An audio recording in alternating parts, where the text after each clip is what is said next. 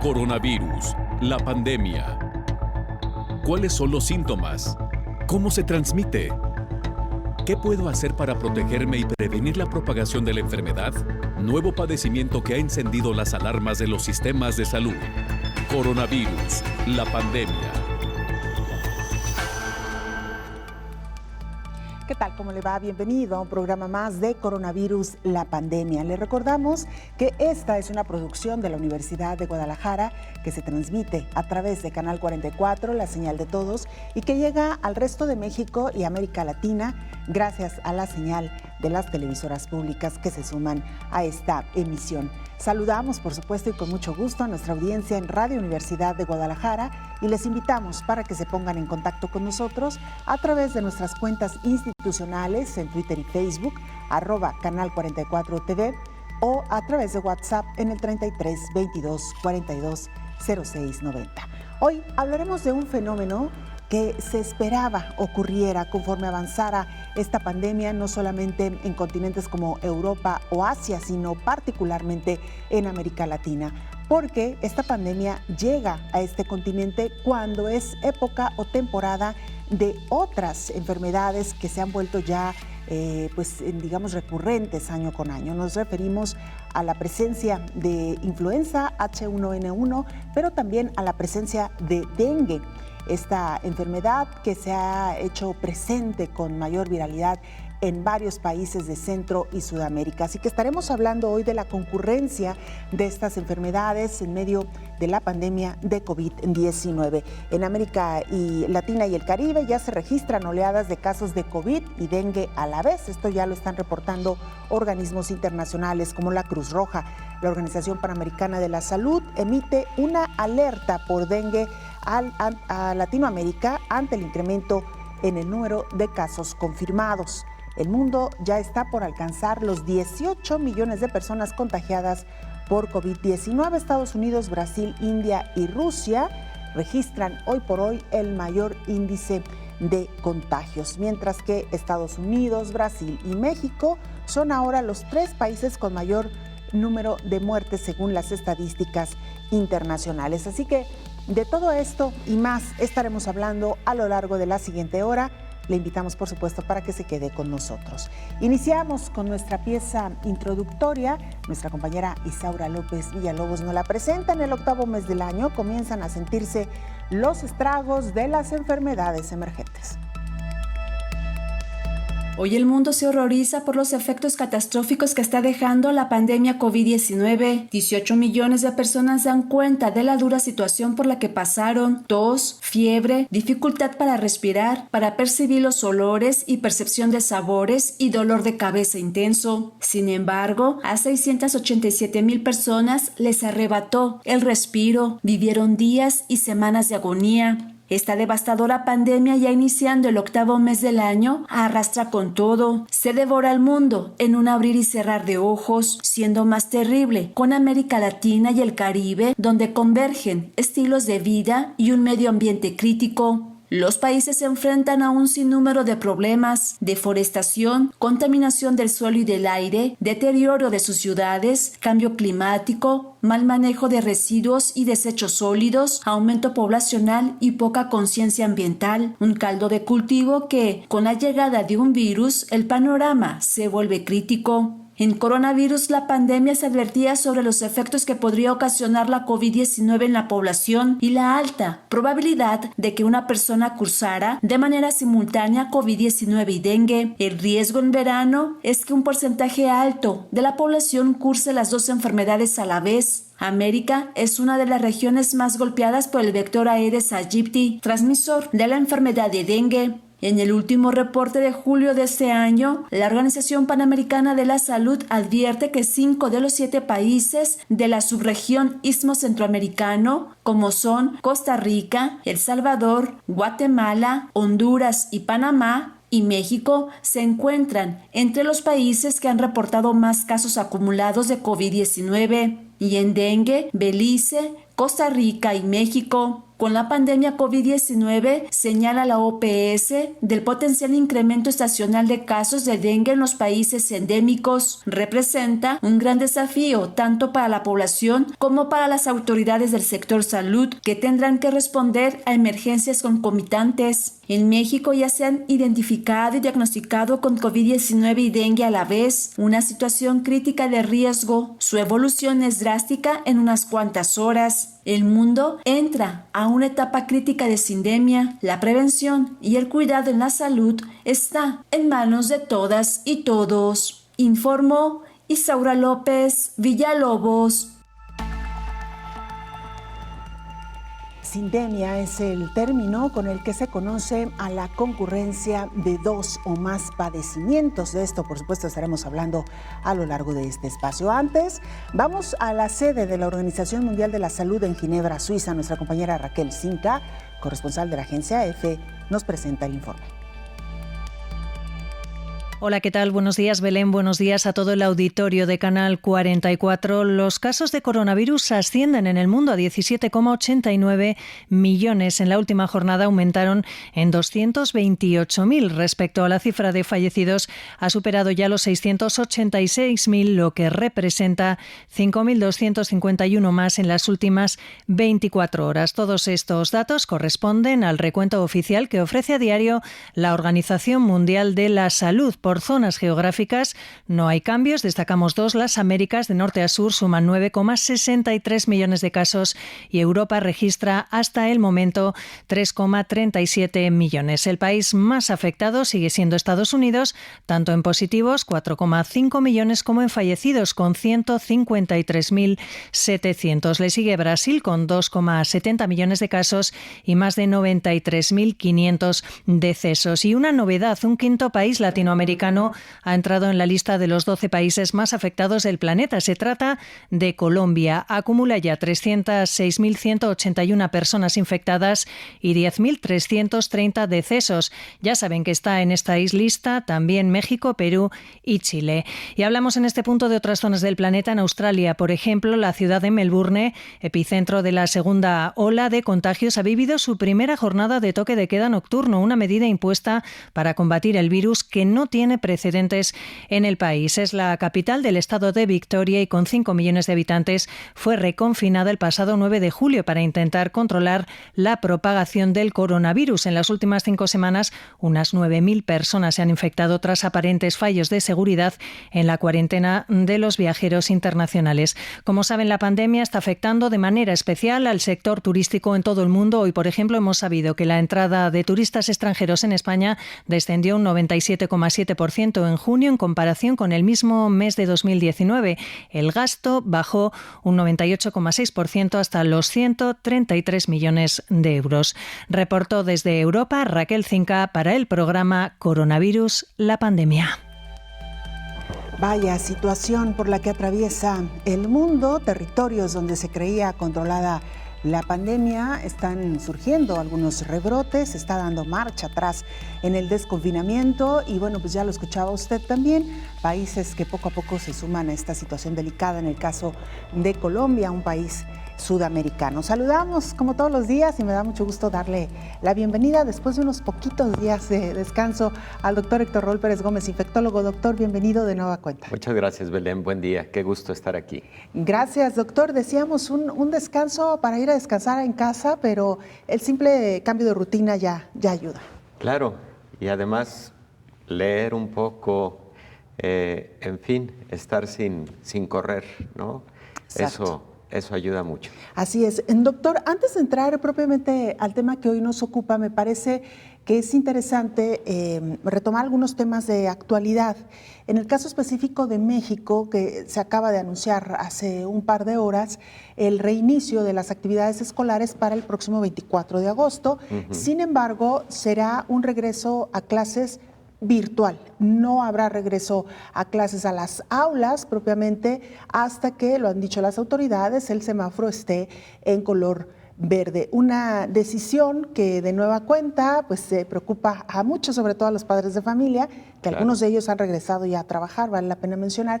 Pero, doctor, y aquí va el punto, que es una decisión que se toma basada en la experiencia de otros países. El caso, por ejemplo, y por citar solo un ejemplo, de Francia, donde se reabrió el espacio escolar, pero han tenido que volver a cerrar algunas escuelas, el propio Estados Unidos también, doctor.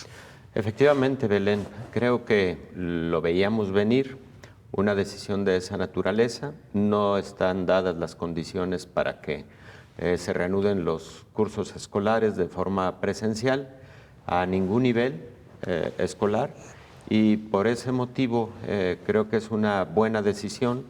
Y lo que bien comentas es fundamental, es que en las escuelas sabemos que puede ocurrir una serie de elementos que generan mayor riesgo de contagio.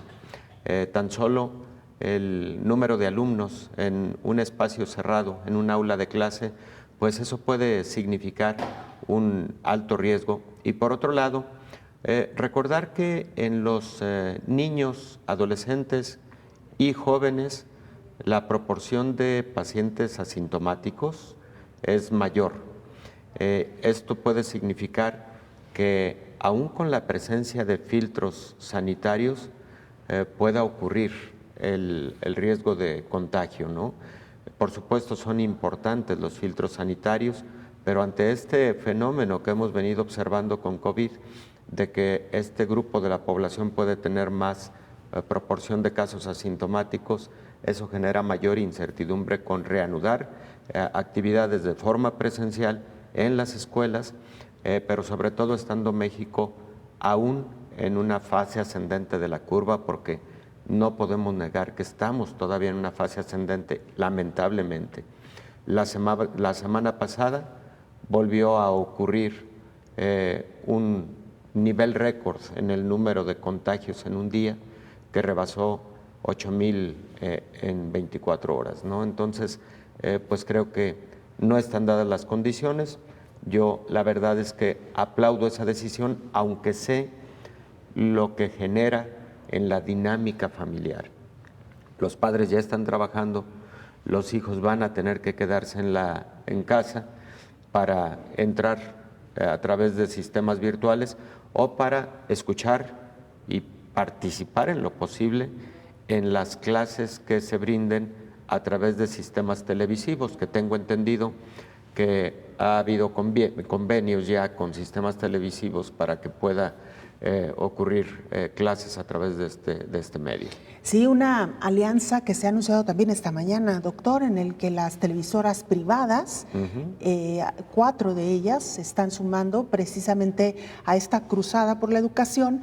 Hay que recordar que en la primera etapa de esta pandemia y para concluir el ciclo anterior, muchos de los materiales o de las clases que se estuvieron impartiendo fue a través de las televisoras públicas, que tienen un papel fundamental y que gracias a ellas, por ejemplo, este programa llega a muchos rincones de México y de América Latina, pero que sin embargo se necesita también de la televisión privada para llegar a esos rincones donde no llega la televisión pública. Así que ha sido una firma, un acuerdo que ha sido considerado como histórico también, y que veremos de qué manera se puede solventar ahora con esta opción.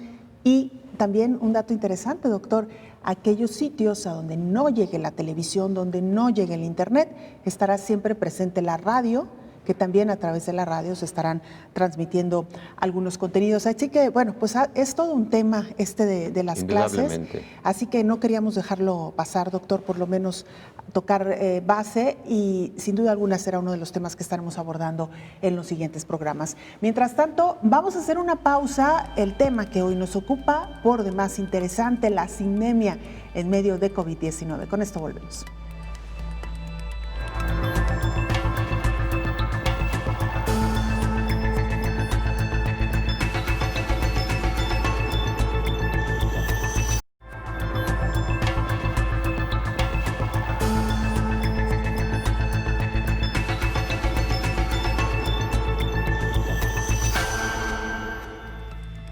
Gracias por continuar con nosotros en este programa especial de coronavirus, la pandemia. Queremos recordarle, por supuesto, las formas de hacer contacto, @Canal 44 TV en Twitter y Facebook o en el 33 22 42 06 90, nuestra línea en WhatsApp. Como siempre, es un gusto recibir sus comentarios, sus opiniones, sus preguntas, sus dudas. Por supuesto, queremos ser ese canal también de comunicación. Y mire, alertan especialistas sobre las enfermedades que en este momento asolan a Latinoamérica y el Caribe, además de COVID-19. En esta temporada de huracanes, la región de las Américas enciende los focos rojos debido a las torrenciales lluvias y a la aparición de vectores como el Aedes aegypti, transmisor del dengue, zika y chikungunya. En América Latina y el Caribe ya se registran oleadas de casos de COVID-dengue, según reportan los organismos internacionales como la Cruz Roja. Lo peor es que afectan sobre todo a los más vulnerables, personas que viven hacinadas, con insuficiente acceso a agua corriente y servicios sanitarios. La salubrista Gabriela Mena Rodríguez detalla los principales síntomas de quienes padecen COVID-19 y dengue al mismo tiempo. Es comentar que, bueno, como ambas patologías son virales, pueden dar inicio de fiebre, ¿sí? Se puede presentar dolor de cabeza, dolor en articulaciones, dolor atrás de los ojos, ¿sí? La gente puede presentar tos en el apartado de ese COVID, puede presentar dificultad para respirar, que también esos son signos importantes, alteración del gusto y alteración del olfato, es decir, pérdida del olfato. La gente deja de oler y la gente pierde o tiene alteraciones en el gusto, no le sabe la comida. Esos son como datos importantes. En cuanto a los síntomas de alarma de dengue grave, son dolor abdominal intenso, vómito, alteración de la conciencia, fiebre que no baja, y los signos de complicaciones por COVID-19 es la dificultad respiratoria, opresión en el pecho y o saturación de oxígeno a menos de 92%. También pueden presentar vómito, informó Rocío López Fonseca. Regresamos a la charla con el infectólogo Héctor Raúl Pérez Gómez. Doctor, estamos iniciando el 8º mes del año. América Latina y el Caribe pues son un foco de atención particular para enfermedades como el dengue, que es una enfermedad, ya no podemos decir ni siquiera habitual de la temporada de huracanes o de lluvias, doctor, porque tenemos dengue prácticamente todo el año. Es verdad que durante esta época se incrementa la prevalencia, pero vamos, que es una enfermedad que está presente casi recurrente, de manera recurrente, doctor. Efectivamente, Belén, y América Latina es una de las regiones que está en mayor riesgo de dengue por su situación geográfica. El dengue es una enfermedad tropical y subtropical.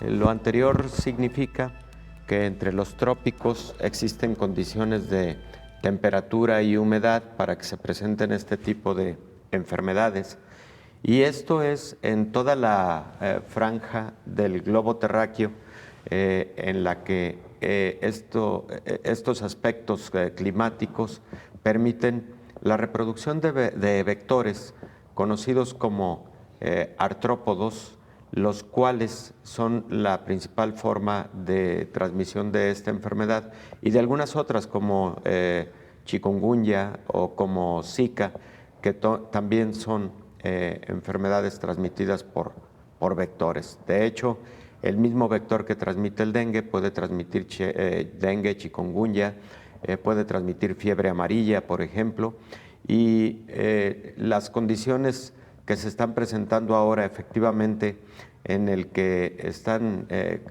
coexistiendo tanto COVID-19 como dengue, pues indudablemente nos va a llevar al reconocimiento y diagnóstico de una gran cantidad de casos con las dos patologías, concurriendo con las dos patologías. Y estamos también perfilándonos, doctor, hacia la temporada invernal, que será entonces la época propicia para que tengamos más casos de influenza.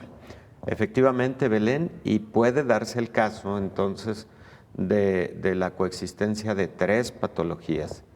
2 respiratorias, que serían influenza y COVID, y una patología sistémica, aunque en realidad también COVID e influenza pueden comportarse con manifestaciones sistémicas, como ya lo hemos platicado en otros momentos, Y esa situación pues representará retos significativos tanto a la salud pública y a los sistemas de salud, como también de manera muy específica para los clínicos, en el sentido de buscar formas, además de, claro, la utilización de métodos laboratoriales para confirmar cuál o cuáles de las patologías están concurriendo, pero buscar maneras también de empezar a diferenciar desde el punto de vista clínico con lo que conocemos precisamente como diagnóstico diferencial, de lo que podemos hablar, por supuesto, en un momento.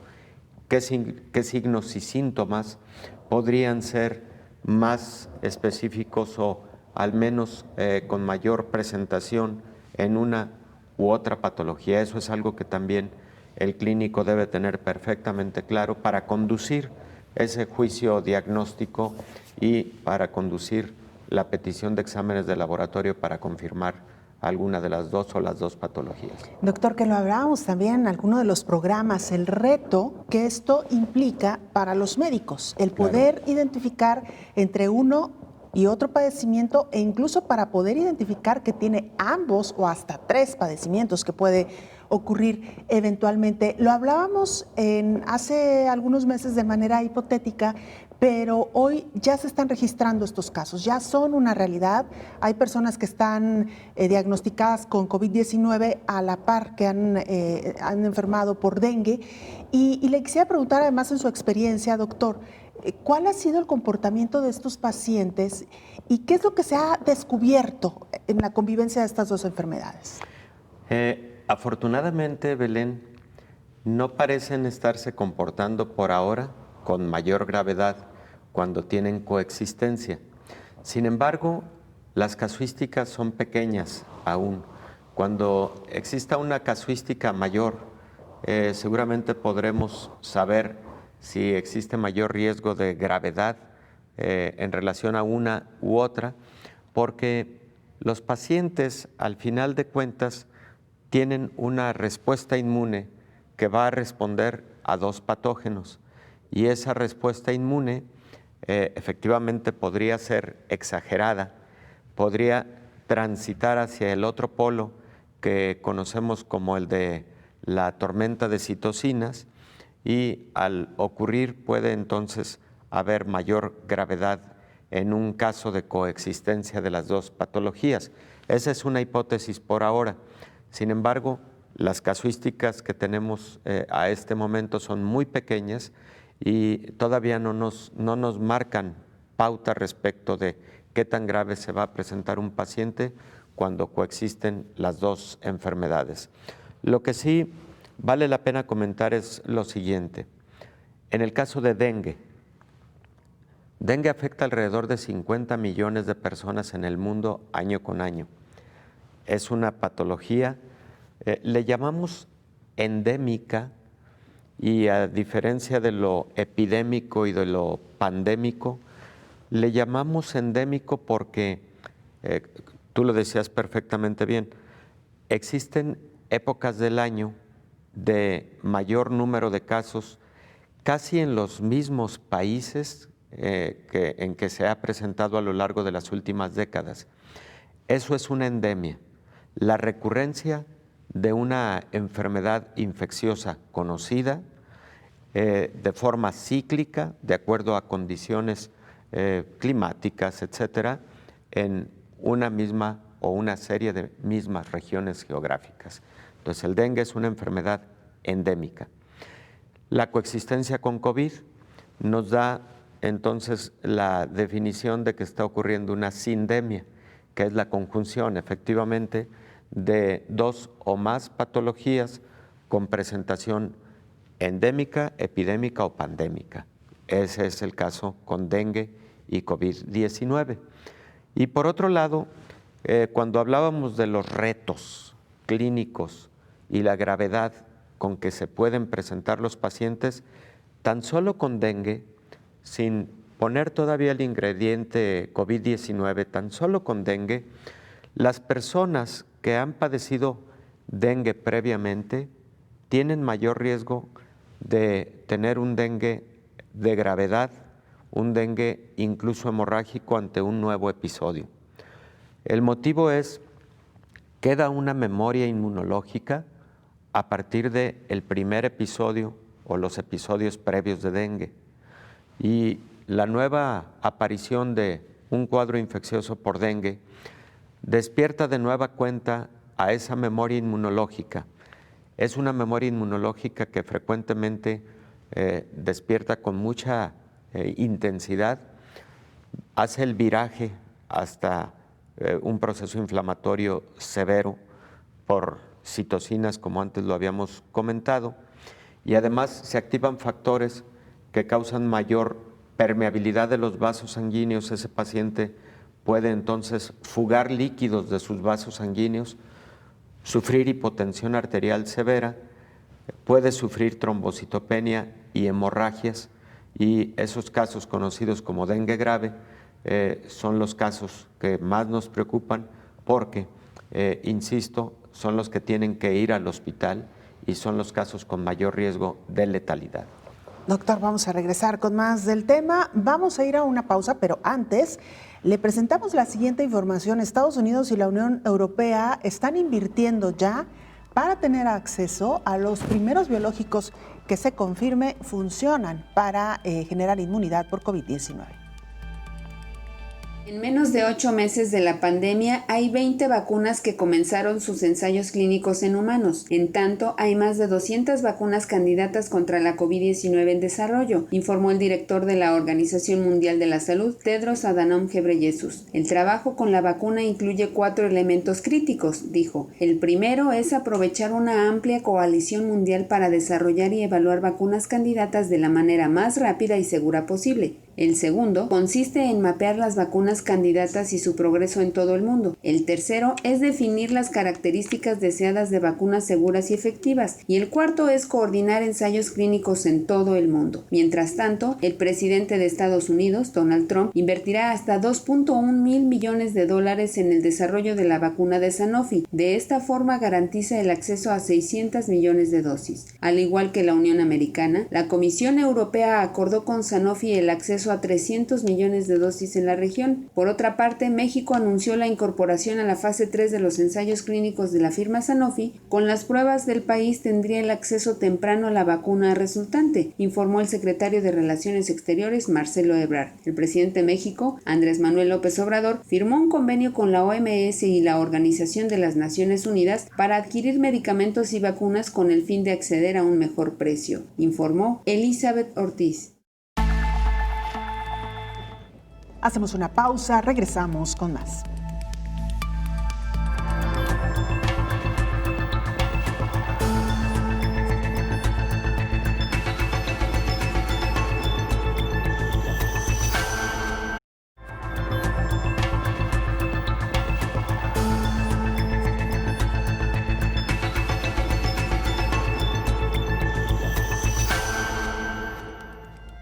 La Organización Panamericana de la Salud hace un llamado a la región de las Américas para fortalecer las medidas de prevención ante el incremento de casos por COVID y dengue.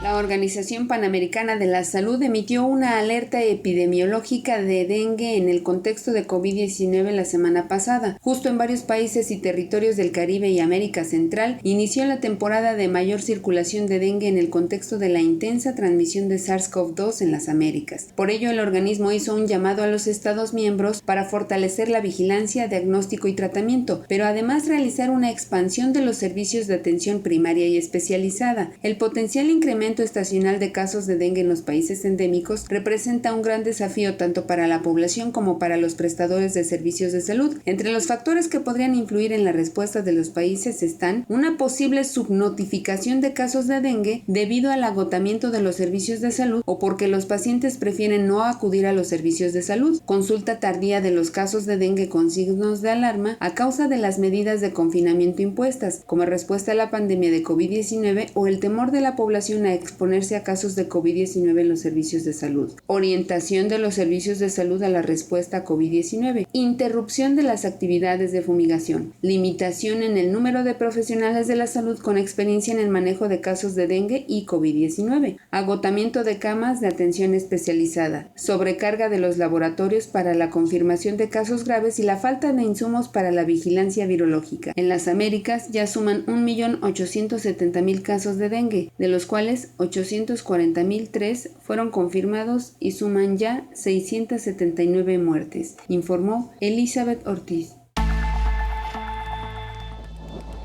Estamos de regreso con la charla con el doctor infectólogo Héctor Raúl Pérez Gómez. Doctor, antes de irnos a la pausa, hablábamos de estas personas que están presentando un cuadro paralelo de COVID y de dengue. La pregunta que seguramente muchos de nuestros radioescuchas y televidentes están haciendo es ¿qué tan peligroso es esta combinación? Por lo menos hasta los casos que se conocen ahora, doctor. Bueno, en el estado de Jalisco, por ejemplo, se dictó un boletín epidemiológico hace 6 días aproximadamente, hablando de la detección de 5 casos, de los cuales todos tuvieron una buena evolución y creo que uno de ellos sí era una muerte pendiente de confirmación. Sin embargo, las casuísticas que hay en otros lugares son así de pequeñas aún. Hipotéticamente, como antes comentaba, sí puede presentarse con mayor gravedad cuando existe o cuando coexisten las dos patologías, por lo que hablábamos del sistema inmune que puede transitar hasta la otra parte extrema, que es la de causar inflamación severa en los diferentes órganos y sistemas y por lo tanto poner de gravedad a un paciente.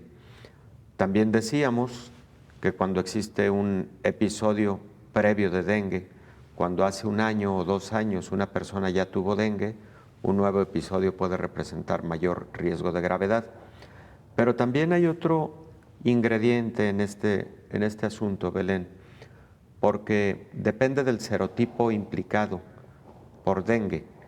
Existen 4, los que existen en México, por ejemplo, son predominantemente el 1, el 2 y el 3. El más frecuente, casi en todo el mundo, es el tipo 1, pero, por ejemplo, hay regiones en donde predomina el tipo 2. Ese es el caso del estado de Jalisco. El año pasado y este año, la mayor parte de casos han sido por el serotipo 2. Y esta situación también es delicada porque tenemos bien identificado que el serotipo 2 o el subtipo 2 puede generar mayor gravedad en quien lo padece. Por otro lado, también es muy importante recordarle a la población que hasta un 70% de los casos de dengue pueden ser asintomáticos y hasta un 50% de los casos de COVID pueden cursar asintomáticos, pero no sabemos si quienes tenían características previas para cursar asintomáticos, al tener coinfección con los 2 virus, se pueden manifestar con sintomatología.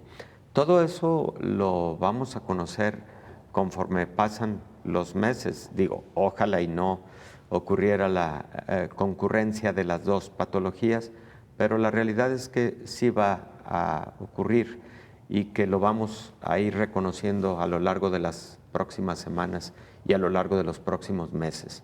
Está ocurriendo y va a ocurrir de manera mucho más frecuente, doctor. Esa es, digamos, la mala noticia.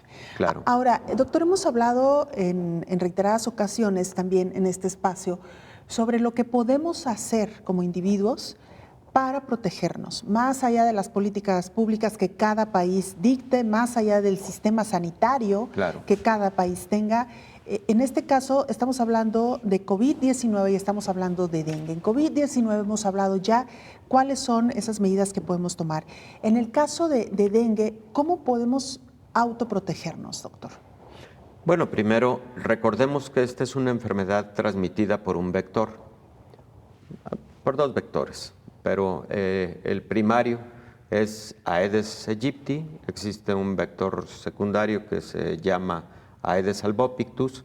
Aedes aegypti causa la mayor parte de los casos en zonas metropolitanas. El dengue, de haber sido una enfermedad de zonas selváticas, se convirtió en una enfermedad de zonas metropolitanas, por diversos motivos. El cambio climático ha influido, el cambio en la capacidad del vector para volar a mayor altura sobre el nivel medio del mar.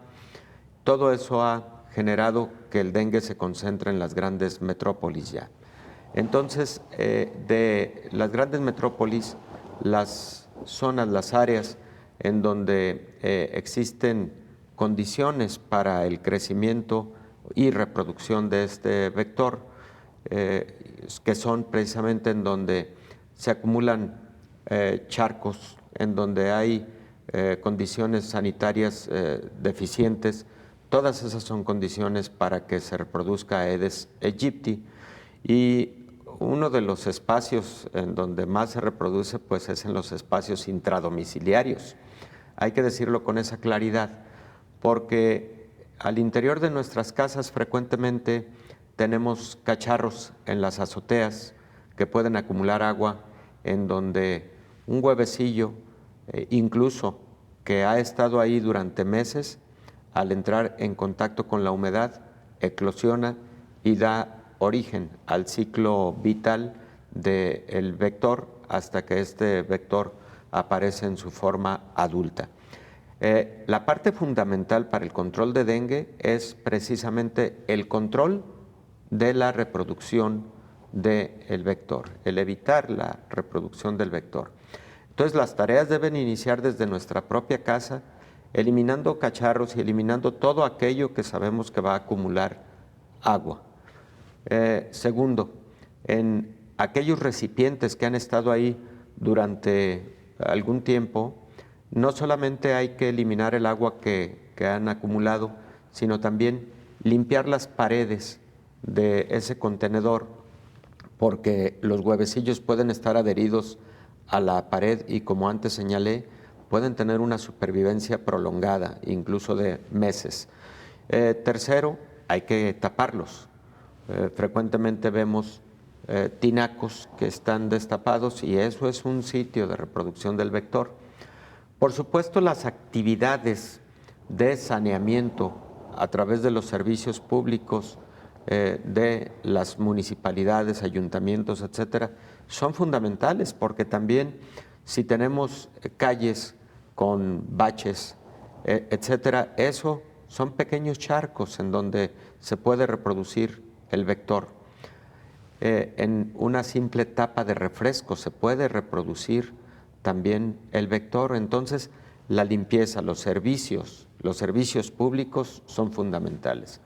Y también es muy importante las medidas que debe adoptar la autoridad de salud para la fumigación, en particular dirigiendo las baterías a la eliminación del vector adulto. Y ahorita vuelvo a este tema. Pero tú decías algo fundamental. Es muy importante el mensaje que pueda brindar la autoridad sanitaria, la autoridad política de un país, de una región, de un estado, etcétera. Todo eso es básico y hay que estar insistiendo con la población. Pero importante y muy importante es lo que la población va aprendiendo y sabe que debe poner inmediatamente en práctica. Y lo que tiene que poner en práctica es cómo empiezo por protegerme, por proteger a mi familia, a mi entorno inmediato, porque de eso depende el control de cualquier epidemia, pandemia, endemia, sindemia. Para el caso del dengue, El utilizar mosquiteros es básico. El utilizar repelentes cuando tenemos que salir y sabemos que podemos estar en una zona de alta densidad de este vector. Lo que ya comentamos respecto de la limpieza al interior de nuestros hogares, de cacharros que acumulan agua. Y finalmente creo que es básico el que identifiquemos de manera oportuna sintomatología de la enfermedad para acudir a recibir de igual forma atención oportuna. Pero la otra situación es, una persona enferma puede ser el huésped a partir del cual un vector al picar se infecta y ese vector infectado lleva la infección a otra persona. Así es como en un círculo epidémico se pueden estar generando múltiples infecciones. Entonces, aunque en estricto sentido una persona con dengue no tiene aislamiento como ocurre con el caso de COVID, pero sí es fundamental, por ejemplo, en los hospitales se tiene que asegurar un pabellón para que esa persona que está en ese momento infectado con dengue no sea la fuente común para la transmisión a través de un vector hacia los demás. El dengue no se transmite de persona a persona. Muy bien, doctor. Vamos a regresar, por supuesto, con este tema. Antes, vamos a escuchar el reporte de nuestra compañera María Paula Garzón. Ella es periodista del canal de Colombia y nos presenta la siguiente información. Adelante, María Paula, te escucho. Gracias, compañeros, un saludo muy especial desde Colombia para todo el equipo de Coronavirus La Pandemia y felicitarlos por estos 150 capítulos. Pues bien, en Colombia la situación empezó con un panorama muy alentador. El 6 de marzo se conoció el primer caso de COVID-19 en Colombia y el gobierno no tardó en tomar medidas estrictas. Incluso Colombia fue declarado uno de los países que más rápido tomó medidas, como el cierre de fronteras apenas 13 días después de conocerse este primer caso, el cierre de instituciones educativas que se tomó solo 9 días después, o incluso la cuarentena total, que fue 14 días después de conocerse este primer caso. Pues el gobierno empezó a tomar esas medidas estrictas, el país entró en una cuarentena total, sin embargo se empezaron a presentar algunas dificultades en cuanto al sector económico, por lo tanto el gobierno decidió empezar a entregar algunos beneficios a los empresarios, como lo son programas del ingreso solidario, la devolución del IVA, jóvenes y familias en acción. Sin embargo, pues esto parecía no ser suficiente para los empresarios. Por eso, desde aproximadamente el mes de mayo se empezó a decidir pues permitir la reactivación de algunos sectores económicos, pero también se han visto golpeados otros sectores que no han podido reabrir, como lo son el sector del entretenimiento.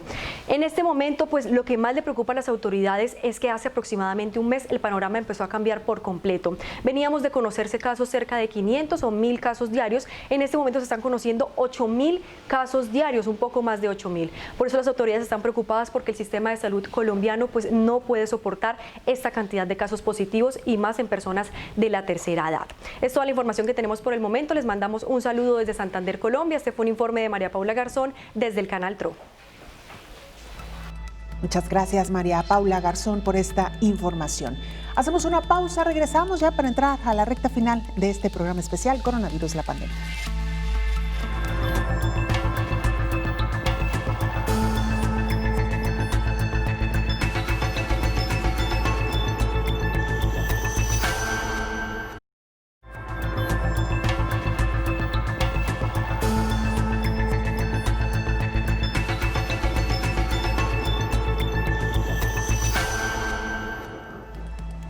Y mira, la Organización Mundial de la Salud ha retomado el caso de COVID-19 en jóvenes, en adolescentes. Usted recordará que al principio de la pandemia pues se hablaba de que este sector de la población podía presentar la enfermedad de manera asintomática, de manera general o en porcentajes más altos, y que la agresividad en este grupo de población sería menos. Sin embargo, bueno, hemos sabido de casos que no necesariamente confirman esta versión. Así que la Organización Mundial de la Salud ha llamado de nueva cuenta a los jóvenes a cuidarse ante esta pandemia de COVID-19.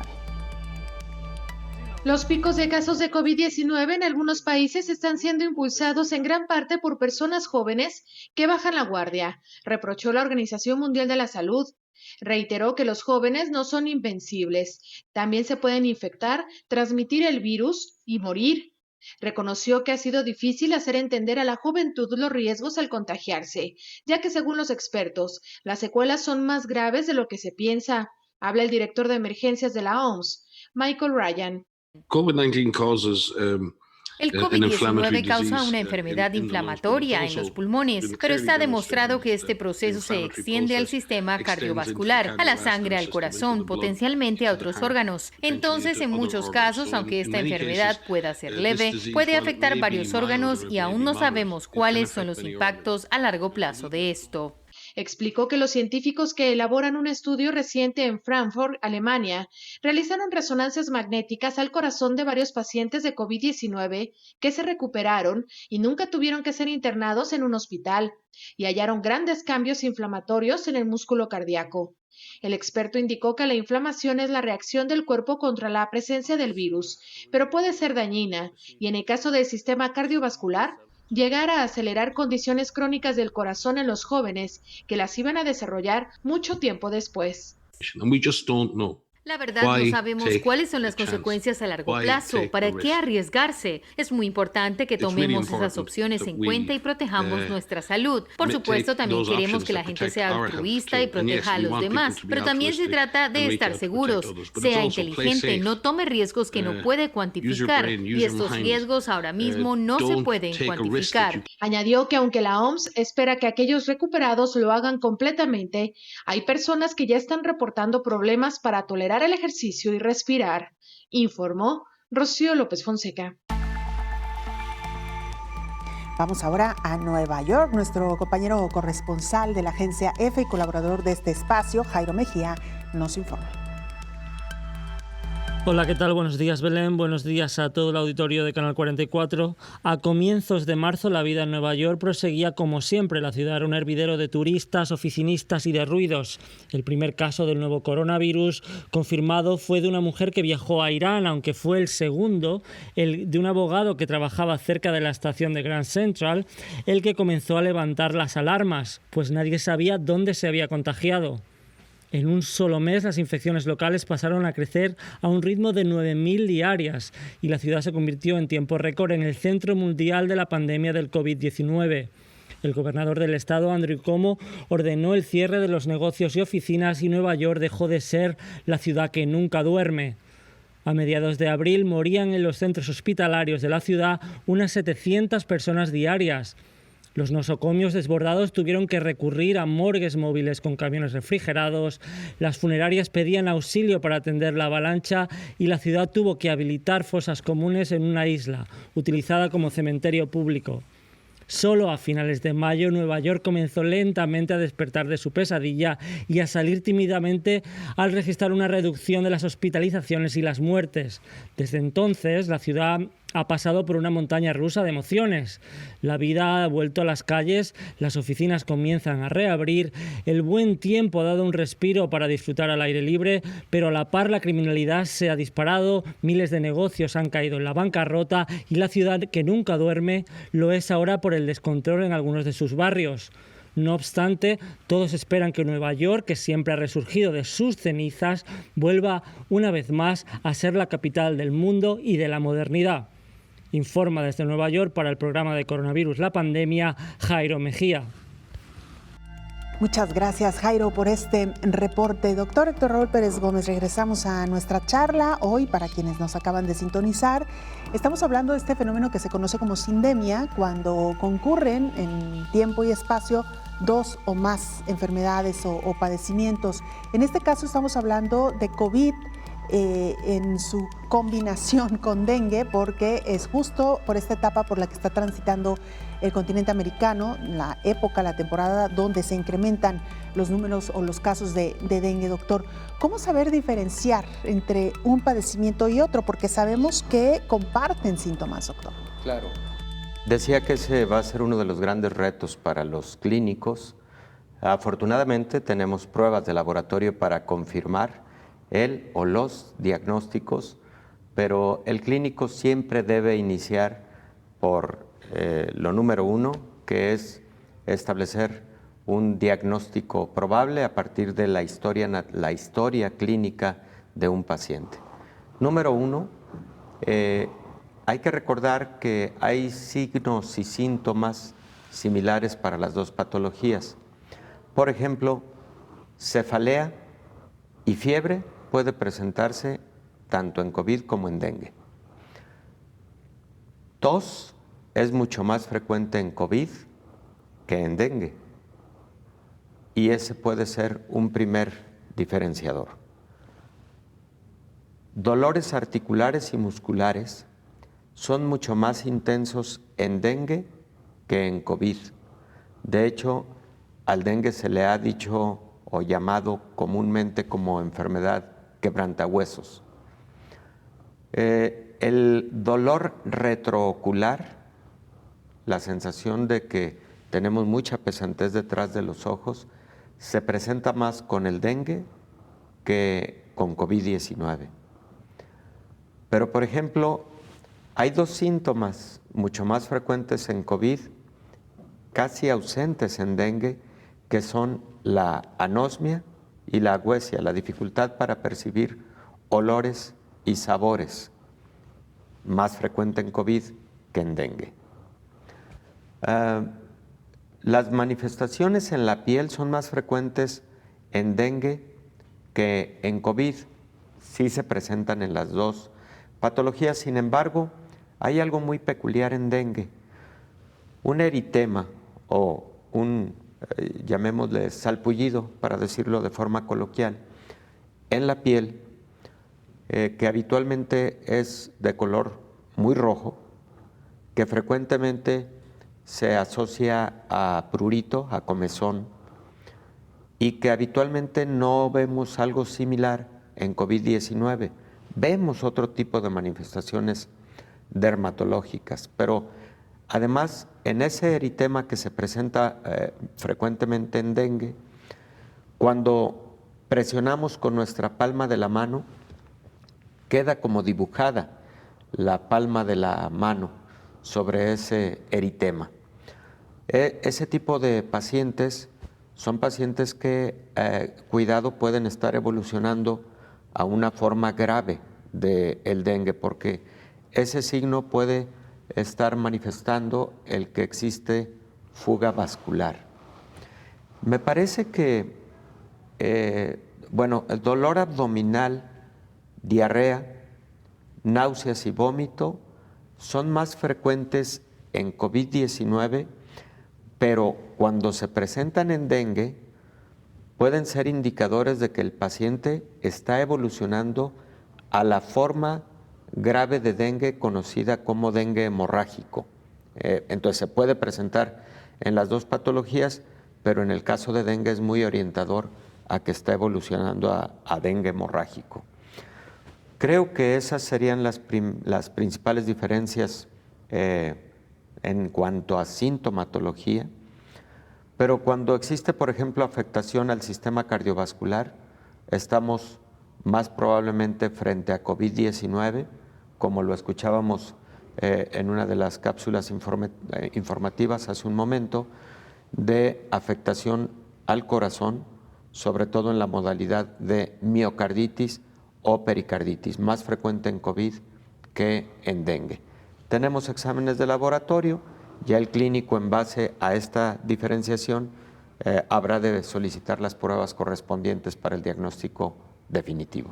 Doctor, como siempre, un gusto charlar con usted. Muchas gracias por acompañarnos. Siempre, Belén. El infectólogo Héctor Raúl Pérez Gómez. Antes de irnos, así son los eventos deportivos en la llamada nueva normalidad.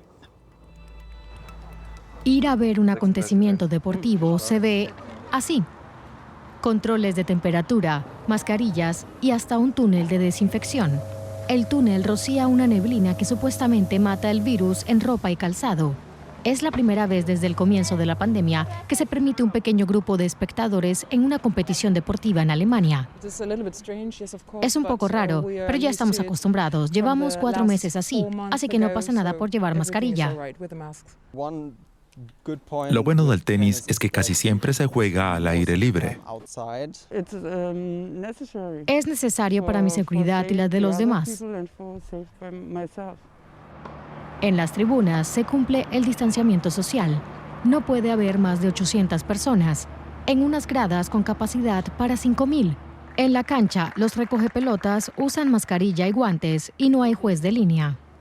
El juez de silla se ayuda de un sistema electrónico, el ojo de halcón.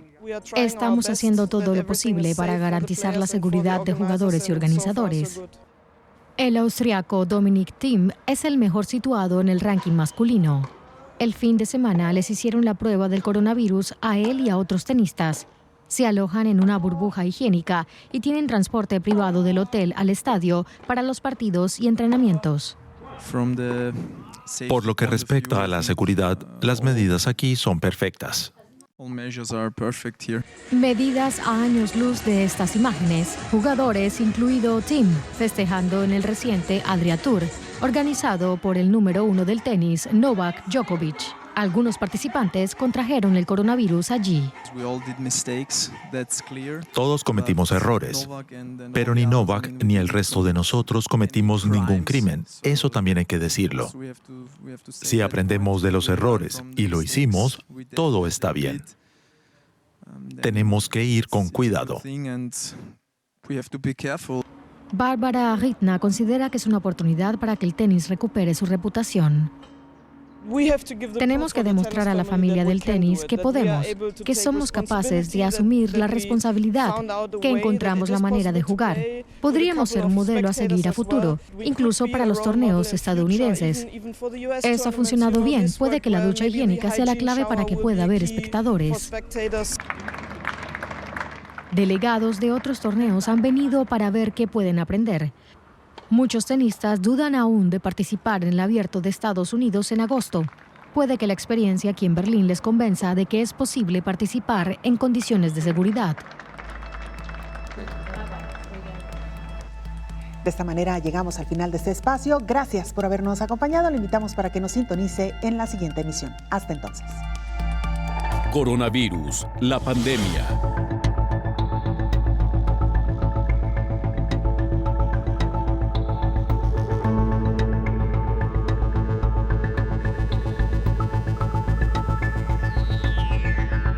Coronavirus, la pandemia.